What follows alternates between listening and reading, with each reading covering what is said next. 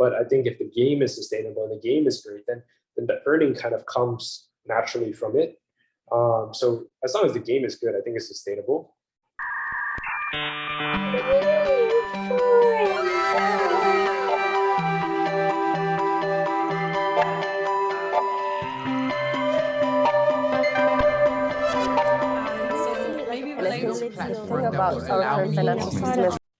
Hi everyone, it's Joy and I again on yet another episode of NewForum, and we're quite excited to bring you an inspiring guest on our podcast today. We're powered by NewCoin Foundation, focused on fostering the expansion of decentralized social applications, also known as Social 3.0, by forming an ecosystem and a community of visionaries, creators, and investors to spark conversations on the topics of crypto, the Metaverse, NFT, and everything Web3.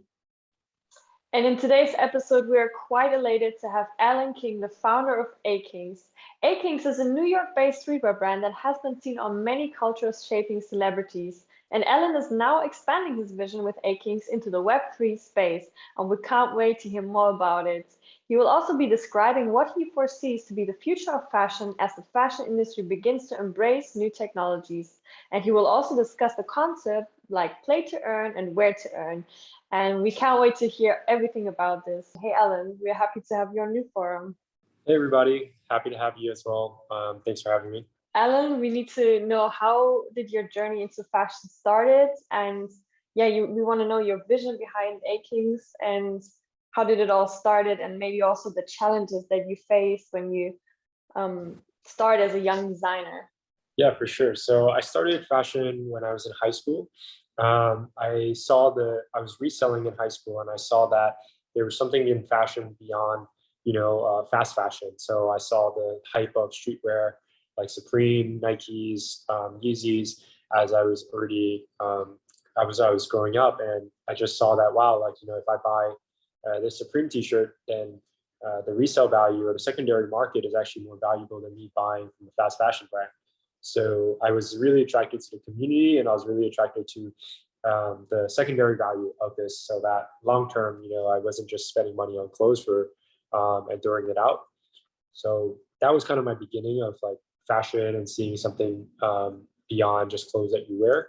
And it quickly became hey, well, what if I started my own brand? So in high school, I tried to start my own brand. I printed t-shirts, did little cut and sewn, and where my denim journey of AKINGS really came into play was senior year of high school. We went viral on Reddit. So the first pair of jeans, on /raw denim, it just blew up. People were finding it from all over the internet, and from that initial traction, I just figured, hey, if people are willing to buy clothes from me off the internet, let me just give it a shot and go all in, so to speak, on it. So instead of going to college, I decided to focus in on e-commerce and online and social media. I know we're going to dive more deeper into that in a bit, like how it all came. I feel like you use social media in a really brilliant way to market your brands, and congrats to you for doing it so successfully. Thank you. Yeah, I would say that social media was such a huge, my life wouldn't have been possible without social media, for sure. The support of the community and the viral moments that we've had over the past few years, it's really been with the help of different organic social media traction, might be Instagram or TikTok or and now Twitter with our NFT project. So it's really been a whole journey. I'm always curious to know what goes through the minds of young entrepreneurs like yourself. How did you, because it's risky to actually decide to maybe drop out of college, and then just go on a certain path when it's there's just so much unknowns there. So how did you do it? What was the drive? What was your inspiration, really? Yeah, so I was reselling in high school, and I was working 2 other jobs at the same time, and I was doing retail on the weekends, and then I was actually doing medical malpractice on the weekdays after school. And then I was reselling through the internet online and just doing like meetups after work. And I think that sort of, it also comes, I think, for me, from having immigrant parents and really seeing, their grind, their hustle. They came from China with like practically nothing, and grew up in like a small village, and then started running their own restaurant here in the States. And just seeing like the hard work they put in, and I think that was like a huge inspiration for me. I also feel like when you say like, hey, like entrepreneurship is a risk, I feel like it is maybe a risk to some people, but like I think for me, my perspective was, well, if I go to college, I just remember Googling like what the average salary of a fashion designer was in New York City, right? And I think it was like 40 to 60 grand a year. And just from me reselling over like a summer, I was just like, wow, like I don't know if I can accept this like 40 to 60K a year job. This is not really something that I would see myself doing. And I don't know if I would like necessarily want to design for another company with this baseline. And I also remember just Googling like the average, like how much tuition costs for design school in the States. And it was like 40 to 60K a year. So when I just did the math, and I was just like, well, this doesn't make much sense to me. It seems like more risky to me to actually do it this way. So I think like just looking back at it, I just felt like with the internet, this was a far better way that maybe if I had just invested, the money that I had saved up from reselling and all these other things, that I could just give it a shot. And in the worst case is like, if it fails, like the school is going to be there. It's not like the school goes bankrupt in 2 years or something. So I figured like, hey, like, like it's worth giving a shot while I'm young. How was the process for you, in terms of like the process and experience, like getting like celebrities to collaborate with AKINGS community, as well as like wear your designs? I'm curious to know. Yeah, so I think like that's what makes AKINGS really unique on the fashion standpoint, but also on the NFT and Web3 standpoint, is really that we don't pay for celebrities necessarily like post us, and like we don't. So a lot of the times, actually, the celebrities that you'll see like wearing it, they're oftentimes either customers of ours or they're community members in some way where they love the product and they want to support and like wear it on stage for performances, or we work with like some of their stylists as well, really well. So I think it's just like a organic draw to the fact that we make really unique product and it's different than what's out there.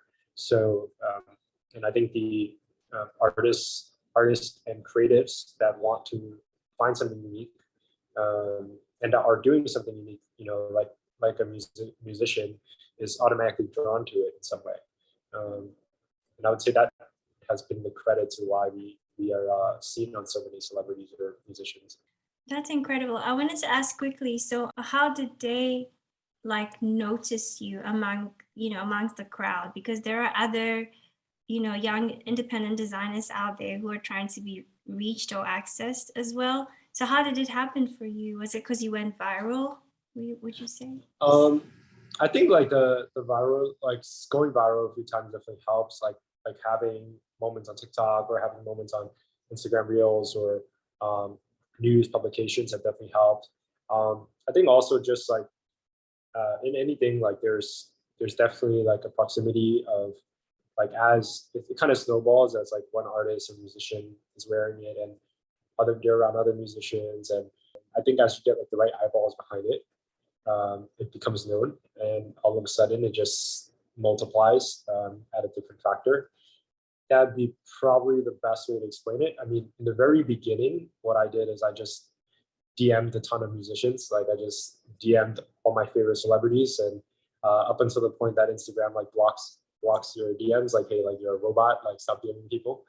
And a few of them replied back, so from there, like that kind of snowballed.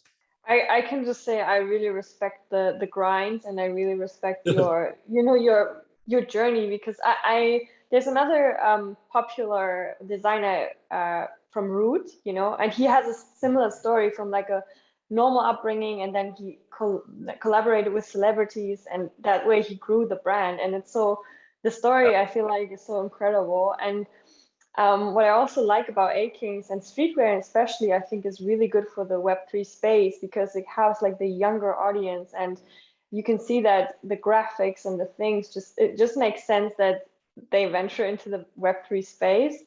And I'm wondering, so how do you manage your team? Like how, I'm always wondering, like fashion brands, how do you manage your team? Like how do you manage your production? Like just curious to know about that.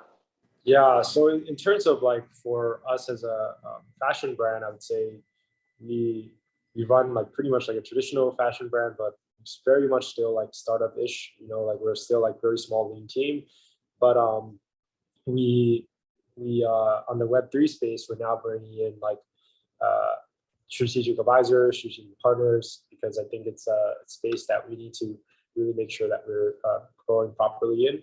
And I think it's a lot of it when it comes to management is also bringing in people that are accountable to themselves and to like the bigger goals of the company or like the project that we're working on and what we're trying to accomplish, and allowing people to dream really big as well, like alongside of you.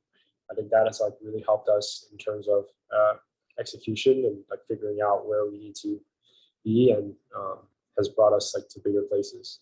Joy mentioned a bit about Web3, and I'm wondering, like, how do you think Web3 tools can expand the vision of fashion in general, and what new opportunities do designers have with it? Yeah, so how I kind of came into Web3 is I've been in crypto since 2017, and I was just buying it. I was just buying like Bitcoin, Ethereum, and a couple other meme coins and stuff like that. And essentially, what happened is I started accepting it just like casually in our showroom as we were coming up, and so there wasn't like a payment gateway or anything when I was first getting into it. But over the time, like I would say the past 2 years, I started seeing the rise of NFTs becoming more public, and friends that were like, really heavily into crypto were moving into NFTs, and I started learning more about it. I started realizing how much NFTs were digital identities, and these communities these profile photos had a representation that spoke to the person that was buying it. So what I saw was, well, if this person is theoretically going to be wearing this avatar in the metaverse all the time, or repping it in a sense, like they would probably want other outfits. Like it's just like human nature. Like if humans, if we wear like one thing forever, sometimes like some people can do that, but even then they still want to wear like 5 different of the same t-shirt. So I just thought like, well, who's going to dress this avatar or this new identity? And I figured that we would be one of the first few digital to avatar fashion brands if we could dress these identities. And that's where this trading card that's behind me kind of was born, where all these trading cards plug in, and they can be worn on your digital avatar, but they can also be worn in real life because they're physically redeemable. So on the fashion perspective, I feel like right now, overall, it's very vague, right? Like I feel like a lot of people are just doing reward systems of, hey, like this is almost like a souped up, like this is something that any like Shopify app could theoretically do, but now they're just like layering it into the NFT, which I think is like kind of because fashion traditionally has been it's a very old industry. So it requires a lot of working parts and corporations moving, which can take some time because there's such large ships. So for me as a fashion brand, I think I wanted to reward our customers or our holders in some way, and I was kind of frustrated by this idea of just creating this Shopify like app basically where it's just backed by this NFT, and you can maybe log in and get these things. So I thought that, hey, like, well, I want to reward our holders with tokens, and I was like, well, what if like traditionally right now brands are paying, you're paying for brands right now because it's going to have some sort of identity value. Like if you buy a designer brand, like theoretically, maybe you like it, maybe you collect it, but there's also like an identity and something that it represents to you when you buy and you wear a Prada bag versus a Hermes or a Chanel bag. So like it's just and there's like secondary value and all these things. So my theory was kind of like, well, what if we did like wear to earn, where you're rewarded for wearing the clothes? And if you're rewarded for wearing the clothes, then how would that look like, and why would you be rewarded for it? Of course, like there's like the NFT portion, there's the token portion of the sales of generated, but then there's also, well, what if you're almost like a brand rep or an ambassador, and you help test different games or different metaverses or different real life events. So a good example is, let's say we have a metaverse partnership, and this metaverse wants 10,000 testers. So we would put out like a rewards pool in our portal where it's like, hey, like if you play and test 5 rounds of poker in this metaverse, then you're rewarded X number of tokens. So now you're rewarded for wearing this AKINGS item to go in as almost like a digital ambassador for this this metaverse. And the same can be said for like the real world. If you're anywhere around the world and you're like, let's say like Starbucks or Blue Bottle Coffee, if you're like, hey, like tweet a photo wearing AKINGS outside of Blue Bottle Coffee and tag Blue Bottle and AKINGS, it's just like a flash mob all of a sudden of organic impressions and marketing for this company, but also you're rewarded for it as a holder or a customer. So that's where like the wear to earn utility sort of came out of. And there's a lot of other applications that can come out of it, but that was just like the basics of where we were thinking. So I think maybe you might have touched on it a bit, but what do you think about like phygital, this concept of phygital? And also, we had a guest on a couple of, I think, days ago, and we chat a bit about this concept of play to earn, and she thought that it wasn't a sustainable model. So do you think that this applies to this wear to earn concept? I think like, like there's been a lot of applications over the years, like before even crypto, like Sweatcoin was one, and then like Step In now is really hot on the move to earn model, and play to earn games. We see some of that for sure, but I feel like not necessarily, because if the game is good, like for example in play to earn, the first application of play to earn actually happened to me in like World of Warcraft. So if you looked, like before NFTs was a thing, digital goods were sold through like World of Warcraft, or like people would sell gaming accounts. So like if you had like a gaming account that had a lot of rare items, you could sell it or trade it for US dollars. But now it's just done through digital currency. I think like, with World of Warcraft, people were earning more than they were in their country at some points by just collecting these rare items, right? So like play to earn, it's not necessarily like a new thing to me. It's just more like, yeah, it's new as a concept to a lot of people, and like people are building games with this play to earn model like thinking first. But I think if the game is sustainable and the game is great, then the earning kind of comes naturally from it. So as long as the game is good, I think it's sustainable. Now on the like where to earn and like the play to earn, the move to earn kind of side, I think there's definitely like, yeah, like that question to some degree. But then there's on the where to earn side, I do think like for us, it's well, there's also a ton of there's an infinite number of brands that also pay for Facebook ads, and like some people say like Facebook ads are not sustainable. So in that standpoint, like if that's the case, like these brands could also just as easily reward their owners as ambassadors, right? And so I think where to earn has some merit already in that aspect.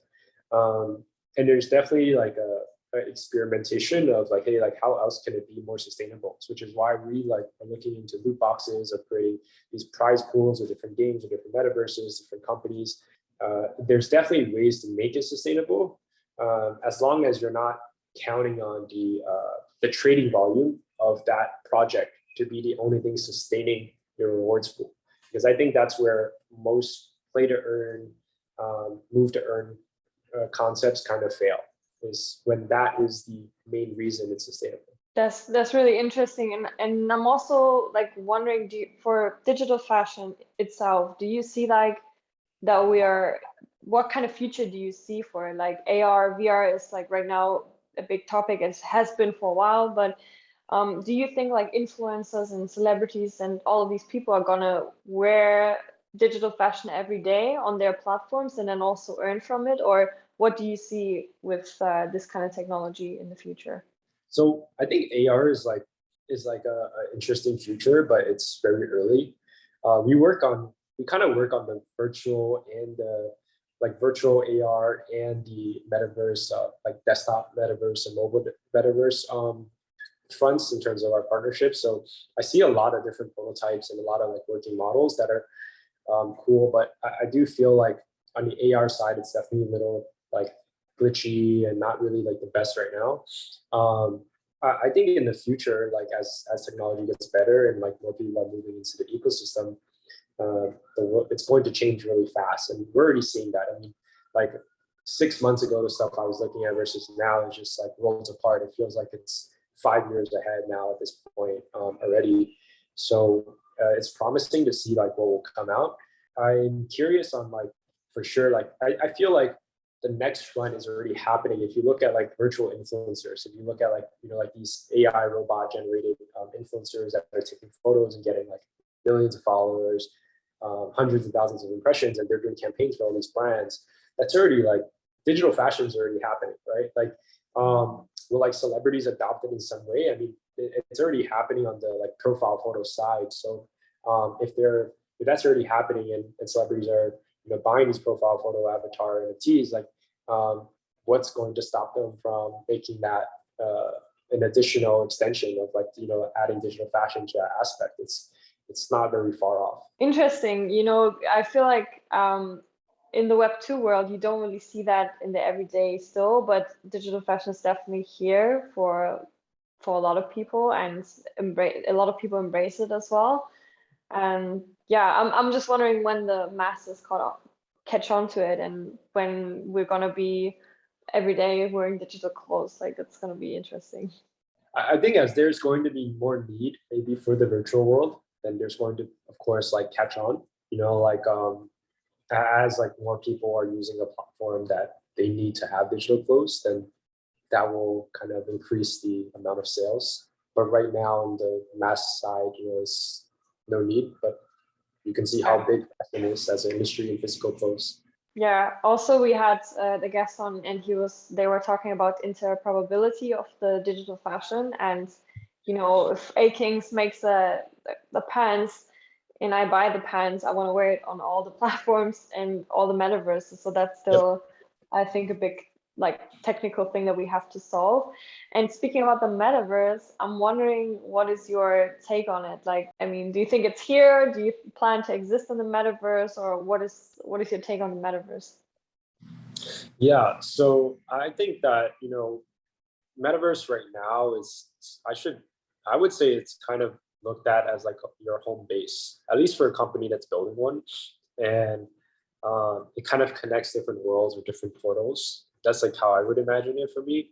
And we don't really have plans to build one on our own right now, because I think that you have to reach some sort of real reason that people are going to be logging onto this home base constantly, all the time. And without that, it's just like an empty website, right? So it's just not really in our best interest.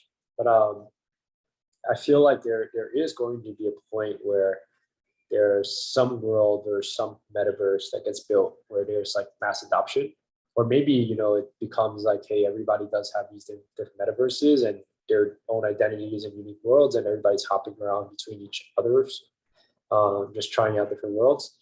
So I see it as it will happen, but I think like it's still something like a bit far off, So for us, like that's why I wanted us to focus on the digital wearables, because I think that's a given, and that's proven on, regardless of if this metaverse fails or X, Y, and Z other metaverse fails, there will be some sort of digital world, and we want to be a part of it. So we're committed to building the wearables first, and then we'll figure out the metaverses after. That's a great approach. And also, I'm curious to know, like, what is this concept of physical redemption? And yeah, the concept of physical redemption, and like how does it work actually?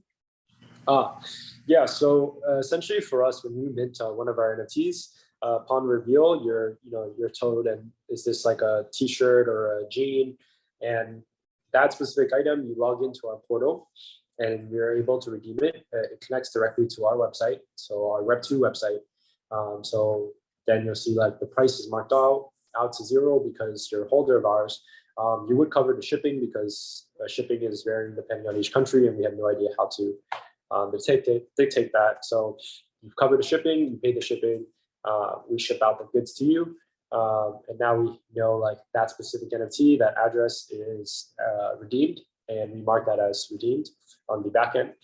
But we actually have about $500,000 worth of this inventory already in our warehouses for the mint of like this project. And then the rest of the inventory will be made to order and pre-order if people are redeeming past that amount. So there is a redemption window as well. So it's not necessarily like, hey, like you mint this and then 8 months later you come back to us and you're like, I want to redeem my jacket now. You do have to mint it and like redeem it in a fairly short amount of time. Like I would say like probably 30 days window, 30 to 60 day window, depending on the item, just because some fabric is realistically not going to be available in 8 months. So, you know, it would be very unrealistic for us to get some of these rare items, rare fabrics for you guys in 8 months. So this physical redemption, is it a concept or idea? Is this something that I mean, obviously, in terms of like understanding it in like a general context, I do, but I'm wondering, is this something that you like pioneered or like, you know, you sort of initiated? Because I haven't heard it from anybody else. The first time I mean, like kind of like, because it's something that you sort of suggested. So I'm wondering, is it like something you are doing, or is it something that other designers are adopting in the space? Yeah, so I mean, the way like fashion in the NFT space moves, there's so many projects that pop up that I kind of think of it like design. Like sometimes you design something and you're like, wow, I'm probably the first person to do so, but I've really learned like you're not. So I don't always say like, you know, we're like the first for sure, but like I think we're one of the few. Especially, I think like physical redemptions, I think is actually one of the easier things that a lot of corporate brands are like doing right away. Like they're like, hey, like we have some stock, like let's put it up and make it physically redeemable through an NFT. It's definitely something that I think in the Web3 and NFT space is new of traditional Web3 companies that are like, you know, let's make a physical redeemable. I think that's like something I'm starting to see now, but it wasn't when I initially started this project. So yeah, thanks for explaining that. I was quite curious because it sounded like this whole digital idea, you know, and so I think that's probably is going to be adopted like even more and more because most of the time people are wondering like if I like buy something digital and especially in terms of fashion, and I cannot physically wear it, then what's the point, you know? So I think these are great like concepts that we're exploring in the future of, I guess, digital fashion. And yeah, I want to say thank you so much, Alan, for this for your time with us. I think we had a really great chat with you, very insightful, and I'm wondering like where can our listeners and community find you on your social platforms? I'm sure they'll want to check out what you're working on. Yeah, for sure. So I think we can link them below as well. But Alan King, ALAN KING is my Instagram, and then Twitter is the same but with NY. TikTok is the same as well.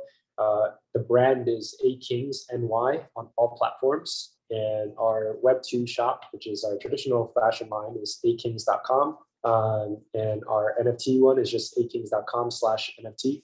Yeah, so that's where you can find us. Our Discord is also in the website as well. Amazing. We will link everything down below, and I'm super excited to see what you will come up with and how it's going to evolve for you.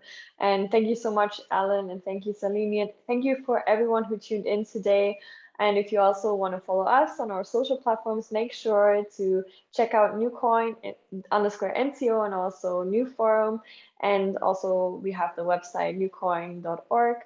And yeah, thank you so much for being part of today's forum, and we see you guys in the next episode. And don't forget to like and subscribe, and see you in the next one.